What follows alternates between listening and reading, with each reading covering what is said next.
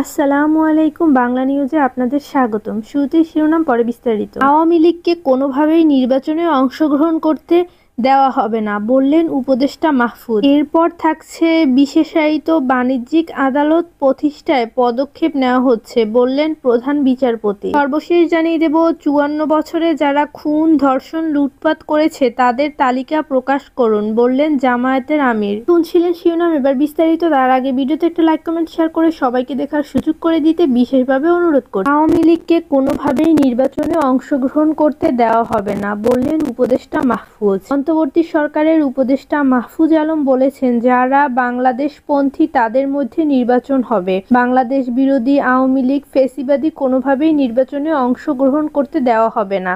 শনিবার চাঁদপুরে হবিগঞ্জ বাজারে ছাত্র জনতার সঙ্গে শুভেচ্ছা বিনিময়কালে তিনি এসব কথা বলেন। মাহফুজ আলম বলেন, বিএনপি, জামায়াত বিশেষত যত রাজনৈতিক দল, ছাত্র সংগঠন আছে, শ্রমিক, নারী, আলেম ওলামা আছেন, তারা বাংলাদেশপন্থী সবাই বাংলাদেশে থাকবেন এবং এদেরকে নিয়ে সুষ্ঠু নির্বাচন প্রক্রিয়ার মধ্য দিয়ে তারা পজিটিভ এবং কম্পিটিশনের ভেতর দিয়ে বাংলাদেশের শাসন প্রতিষ্ঠা করবেন। বাংলাদেশ জনগণকে নিয়ে বৈষম্যহীন ও ইনসাফমূলক একটি শাসন ব্যবস্থা কায়েম করবেন। সরকারের অগ্রাধিকারের বিষয়গুলো কি, সেসব বিষয়ে বক্তব্য উল্লেখ করে মাহফুজ আলম বলেন, আমাদের সরকারের অগ্রাধিকার রয়েছে খুনিদের বিচার করা, গুম, খুন, ধর্ষকের বিচার করা, সংস্কার করা এবং অবশ্যই বাংলাদেশপন্থী সব রাজনৈতিক দলগুলোর অংশগ্রহণে একটি সুষ্ঠু নির্বাচন বাংলাদেশকে উপহার দেওয়া, যেটি গত 16 বছরে সম্ভব হয়নি। বিশেষায়িত বাণিজ্যিক আদালত প্রথায় পদক্ষেপ নেওয়া হচ্ছে, বললেন প্রধান বিচারপতি। বিচারপতি সংস্কার কার্যক্রমের অংশ হিসাবে যেসব কার্যক্রম চালানো হয়েছে তার অংশ হিসাবে বিশেষায়িত বাণিজ্যিক আদালত প্রতিষ্ঠার লক্ষ্যে উল্লেখযোগ্য পদক্ষেপ নেওয়া হচ্ছে বলে জানিয়েছেন প্রধান বিচারপতি সৈয়দ রেফাত আহমেদ।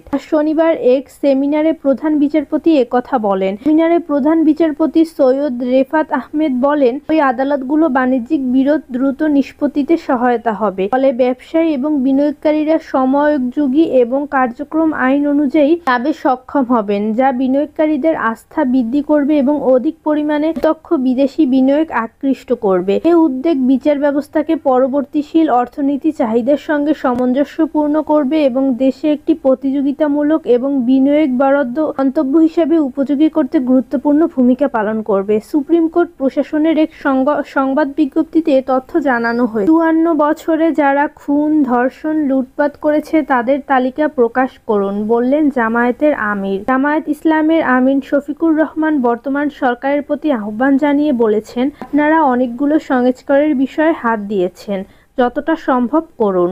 তবে গত 54 বছরে বাংলাদেশের মানুষ যাদের হাতে নির্যাতিত হয়েছে, যারা খুন, ধর্ষণ, লুটপাট, দখল, চাঁদাবাজি করে জুলুম করেছে, তাদের নামের কালো তালিকা প্রকাশ করে দেন। জনগণ তাদেরকে চিনুক, কারণ নিরপেক্ষ সরকার এটা করতে পারবে, দলীয় সরকার হয়তো এটা করবে না। আজ শনিবার বেলা 11:30টার দিকে দিনাজপুর গোর শহীদ বড় ময়দানে জামায়াত ইসলামী কর্মী সম্মেলন অনুষ্ঠানে প্রধান অতিথির বক্তব্যে শফিকুর রহমান এসব কথা বলেন। এতে সভাপতিত্ব করেন দিনাজপুর জেলা জামায়াতের আমির অধ্যক্ষ আনিসুর রহমান। কর্মী সম্মেলন উদ্বোধন করেন বৈষম্যবিরোধী ছাত্র আন্দোলনের নিহত সুমনের বাবা ফারুক হোসেন। অন্যদের মধ্যে অন্যান্য নেতাকর্মীরাও সেখানে উপস্থিত ছিলেন।